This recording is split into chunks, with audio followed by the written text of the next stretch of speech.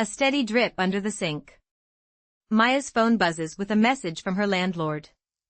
The next sentence decides whether the moment gets worse or easier. When the room hears, "Oh no, the landlord again. I need to fix this leak today." And the answer comes back as, "I'll call maintenance right now." That is the moment the tone either tightens or softens. I am listening for whether the sentence repairs the relationship or keeps resisting the correction. It works better because it sounds like a textbook. Leo identifies the wrong part because it's too vague and technical. What happened just before it matters. Maya is relaxing in her kitchen, but there is a slow drip from under the sink. That kind of sentence may be grammatically fine, but it leaves the other person doing too much emotional work. The cleaner first move is, "What I mean is." When the relationship still matters, the warmer option is, "I see where you're coming from." For a more serious moment, use, "Could we look at it another way?" Leave the listener with a clear next step. What I mean is. One small sound detail matters here, stress on mean and coming from for clarity. So the sentence has to carry reason, tone, and a next step. That keeps the original goal in view, get the apartment leak fixed quickly and correctly. Maya, tenant, has one urgent goal, get the apartment leak fixed quickly and correctly.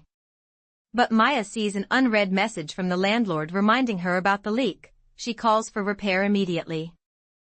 Phone screen shows the unread message from the landlord, "Kitchen leak still not fixed? Please arrange repair." So Maya sees the landlord's reminder message and feels urgent to fix the leak. The reason is the leak has been ongoing for days, and the landlord sent a reminder. When Maya said, "The plumbing assembly under the sink has developed a leakage issue at the junction," I thought I understood. Junction sounded like the faucet's connection, so I started checking the faucet. I tightened a valve, but water started dripping faster from under the sink. That's when I realized I had misunderstood. Her explanation was too technical and vague. It sounded like a textbook. I couldn't see the actual problem. The consequence was that the leak got worse, and Maya became more frustrated. I felt bad because I wanted to help, but I didn't know where to look. Now I see that a simpler phrase would have saved us both time. For example, "What I mean is the pipe under the sink." That would have pointed me directly to the right spot. The key is to make the other person feel safe to respond. If she had said, "What I mean is," I would have listened more carefully. So, why did I work on the wrong pipe? Because the word junction was ambiguous. The better approach is to use a clear, specific phrase. "What I mean is the pipe under the sink." Notice how stress on mean makes it clear. This phrase is your tool for clarity. It's short, but it carries a lot of meaning. Think about the common mistake. The plumbing assembly under the sink has developed a leakage issue at the junction. That's too complex. I cannot process it quickly. A better alternative is "what I mean is" plus the specific location. For instance, "What I mean is the pipe under the sink, not the faucet." That is direct and avoids confusion. Now, the pronunciation, stress mean, and drop the pitch on is. "What I mean is." Try it. Why is this phrase effective? Because it acknowledges the other person's effort while redirecting. It says, "I see where you're coming from, but let me clarify." That opens a door for cooperation. Say it out loud. Notice how it changes the conversation. For example, if someone misunderstands your order at a restaurant, use it. It clarifies without blaming. Use it next time you feel frustrated. The result? The repair gets done faster, and everyone is less stressed. That's the power of one simple phrase. I realized that my memorized line was not helping. When I said, "The plumbing assembly under the sink has developed a leakage issue at the junction," Leo looked confused and started working on the faucet. The leak got worse. That's when I remembered the advice. The goal is to make the other person feel safe to respond. So I paused and said, "I see where you're coming from, but what I mean is the pipe under the sink." The moment I said that, Leo's face cleared. He understood immediately. He stopped working on the faucet and moved to the correct pipe. Within minutes, the leak was fixed. The difference was huge. My old phrase was vague and technical. It sounded like a textbook.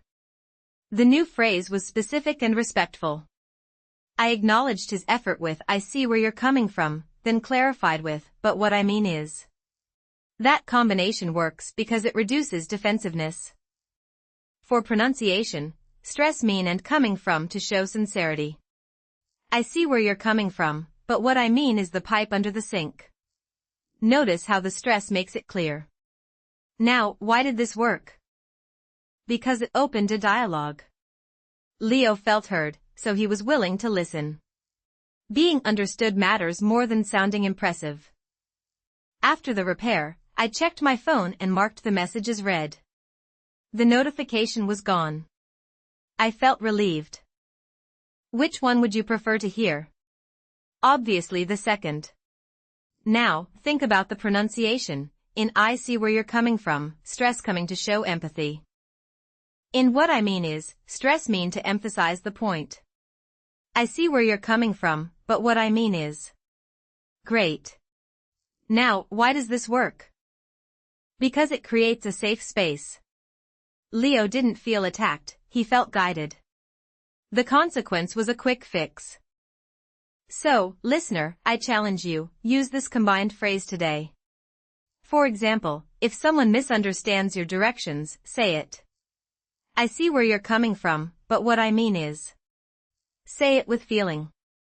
The phone notification disappeared after the repair, symbolizing the resolution. I learned that flexible phrases are better than memorized ones. The goal is not to sound perfect, the goal is to be understood. Let's analyze the difference between Maya's mistake and the upgrade. When Maya first explained, she said, the plumbing assembly under the sink has developed a leakage issue at the junction. This sentence sounds professional, but it caused confusion. Leo didn't know which junction she meant. He assumed the faucet because that's a common leak spot. So he started working on the wrong part, making the leak worse. The mistake was using vague, technical language. Now consider the upgrade. What I mean is the pipe under the sink. This is clear and specific. It immediately tells Leo exactly where the problem is. The phrase what I mean is signals a rephrase without sounding accusatory. Tone matters here. In a casual repair situation, direct and friendly language works best. The upgrade uses a conversational register that invites cooperation. The core lesson is that being understood matters more than sounding impressive. When Leo hears what I mean is, he feels safe to respond and correct his course. He doesn't feel criticized, he feels guided. Why did Leo misinterpret Maya's first explanation? Because junction was too general, and he filled in the gap with his own assumption. Now, a comprehension check. What phrase could Maya have used instead to clarify? Exactly, what I mean is the pipe under the sink. Notice the stress on mean that word carries the rephrasing intent. Great. The emotional shift here is crucial. Maya moved from sounding perfect to making Leo comfortable. That's the reverse thinking. The real goal is to make the other person feel safe to respond. So practice spotting when you're about to overexplain. For example, if a colleague misunderstands a project direction, you could say, what I mean is we need to focus on the design first. Try it. This one line buys you time and clarity. Imagine you're in a similar situation. A repair person is working on your sink, but they're at the wrong spot. What could you say? It's a phrase that buys you time to think and rephrase. Now let's focus on pronunciation for the key phrase that saved the conversation. I see where you're coming from, but what I mean is. This phrase combines empathy with clarity. Let's break it down. I see where you're coming from. The stress falls on see and coming. This shows you understand the other person's perspective. Practice saying it slowly. I see where you're coming from. Notice the intonation rises slightly on coming and then falls.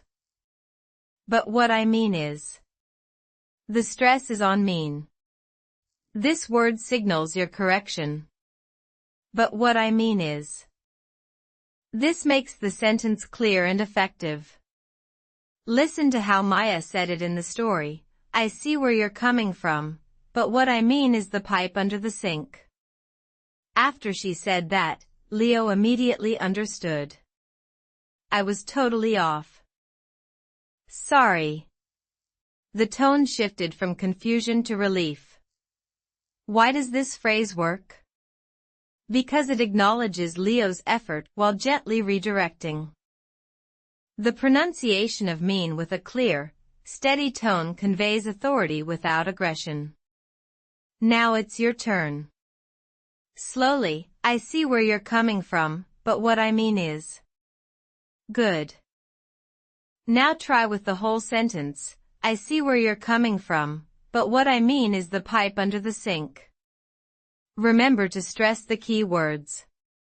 Before Maya said this, she panicked because Leo was working on the wrong pipe. She felt frustrated and desperate. But she took a deep breath and remembered the reverse thinking, make the other person feel safe. The pronunciation of this phrase matters because it conveys calmness. If she had rushed the words or sounded angry, Leo might have felt defensive. So practice saying it with a calm, clear voice. Slow down on coming from and mean is.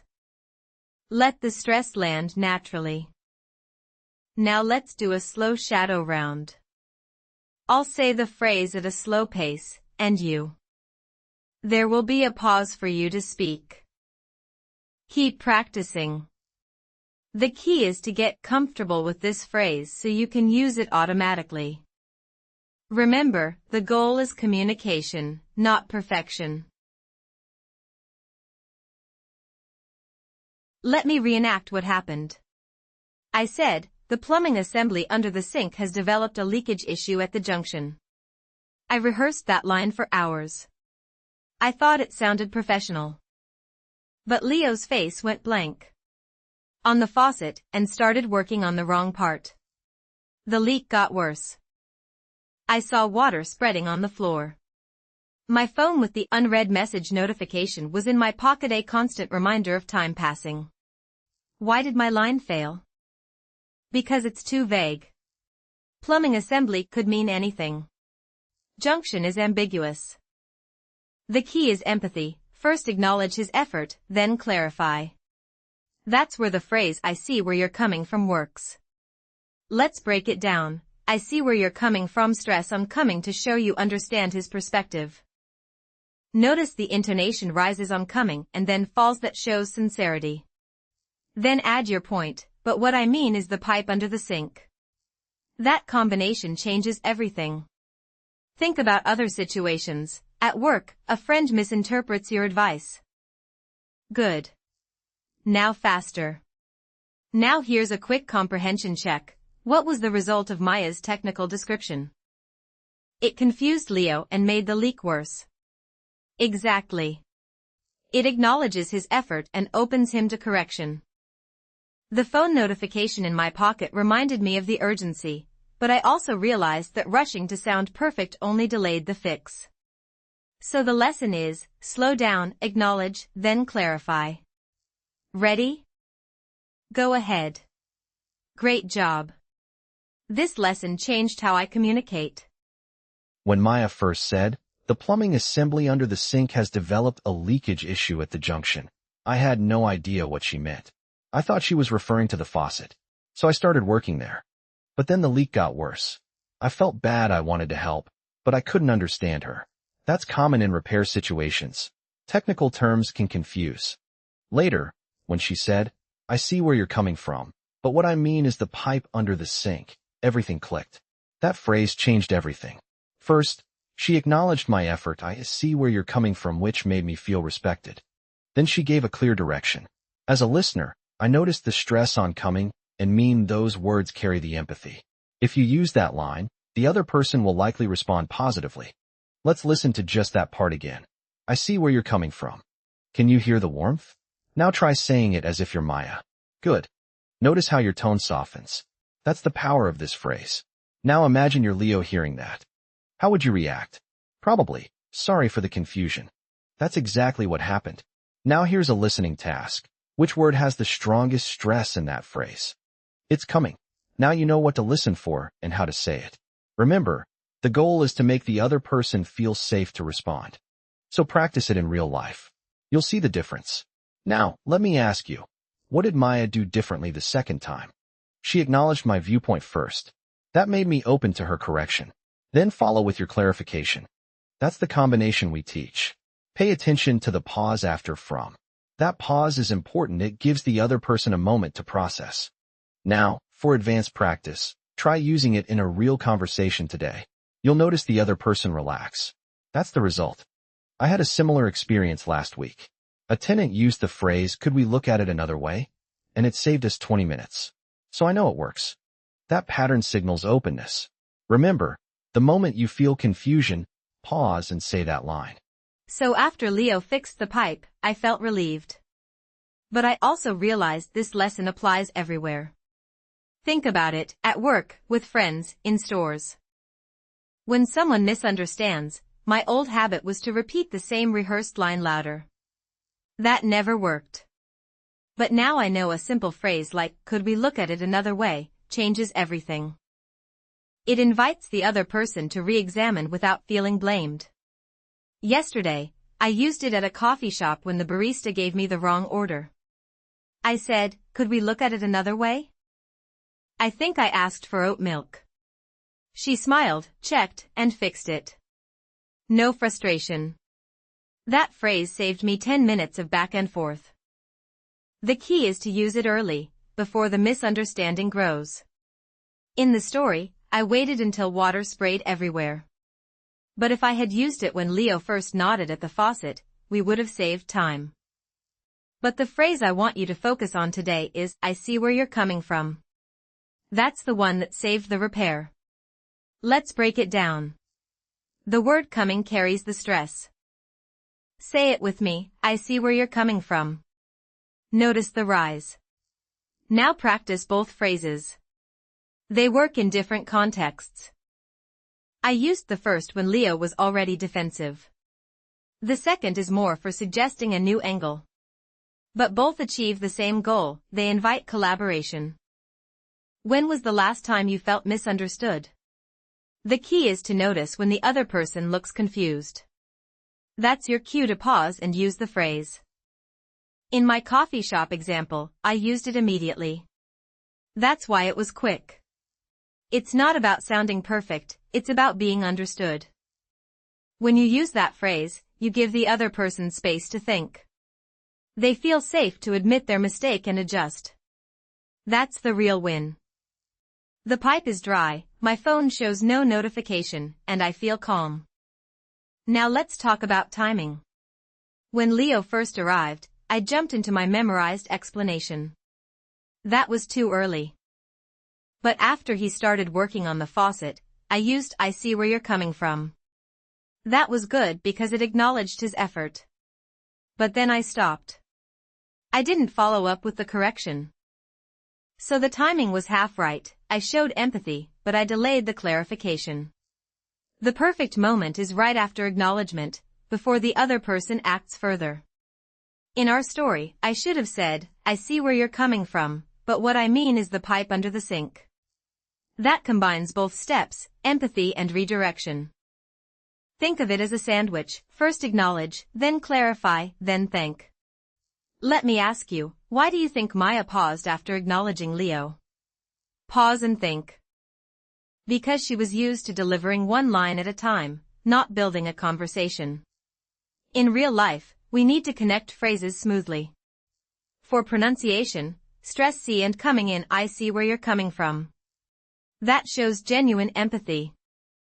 And in "what I mean is," stress "mean" to highlight the correction. Practice saying both slowly, "I see where you're coming from, but what I mean is." Now here's a concrete event. Imagine you're at a store and the clerk brings the wrong item. You could say, "I see where you're coming from, but what I mean is the blue one." That small phrase changes everything. So here's a task. Take a common misunderstanding you face, and write 2 lines, first an acknowledgement, then a clarification using "what I mean is." Say them aloud 5 times. And remember, the phone notification is gone now, so there's no pressure. You can practice anywhere. Let's take a moment to practice that key phrase. In the story, I overexplained using a memorized technical sentence, and Leo misunderstood. He started working on the faucet instead of the pipe under the sink. That mistake happened because my words were too vague. When I saw water dripping faster, I realized I needed a different approach. The real goal is to make the other person feel safe to respond, not to sound impressive. So I used a phrase that acknowledges first, then clarifies. The phrase is, I see where you're coming from, but what I mean is the pipe under the sink. Notice the stress on mean and coming from. Those words carry the intention.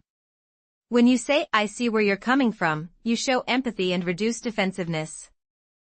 Then, but what I mean is redirects clearly. Now I want you to say it with me. Let's do a slow shadow first. I see where you're coming from. Pause. But what I mean is the pipe under the sink. Good. Notice how your voice goes up on coming from and then down on mean? That natural intonation makes it sound sincere. Now let's try at natural speed.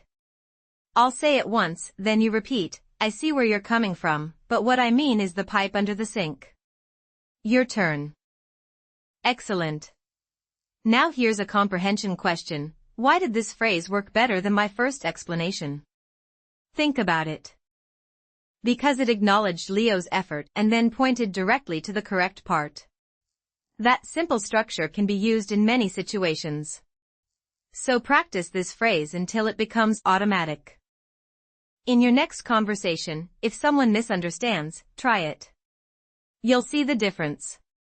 This phrase isn't just for repair situations. You can use it anywhere someone misunderstands you. For example, in a meeting, if a colleague thinks you said one thing, say, I see where you're coming from, but what I mean is. That simple line can prevent hours of confusion.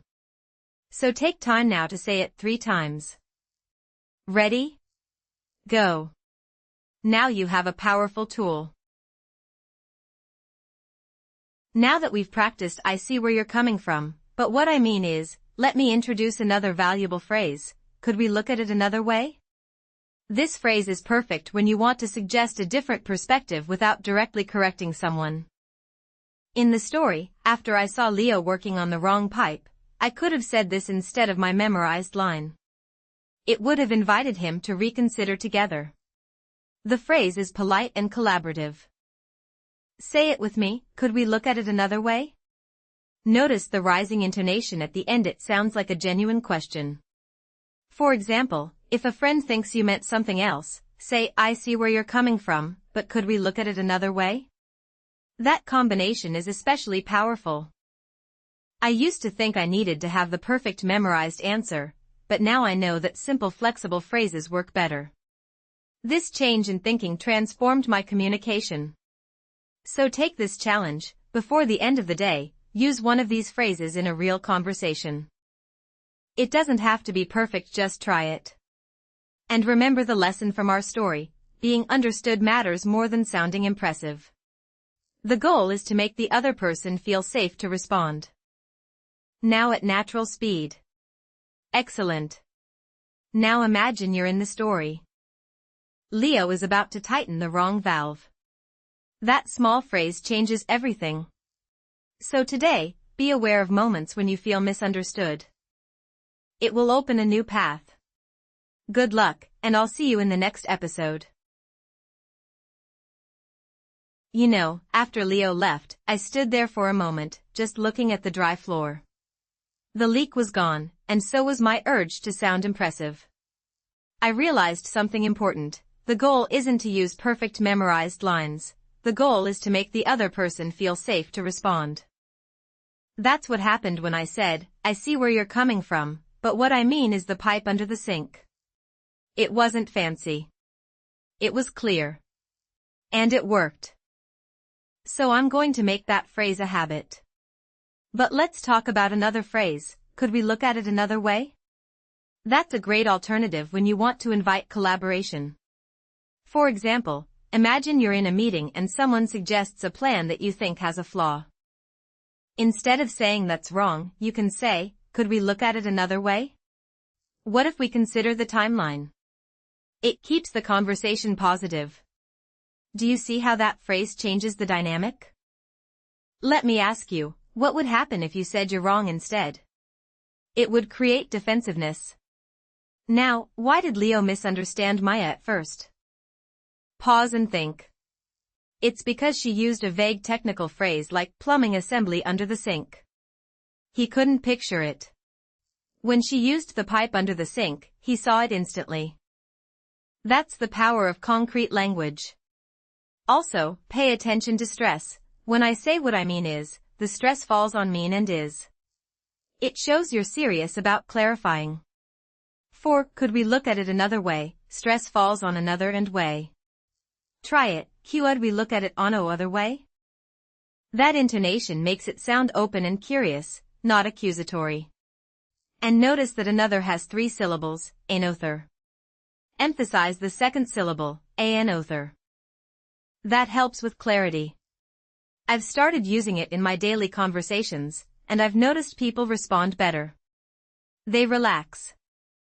They understand. That's the result we want. Being understood matters more than sounding impressive.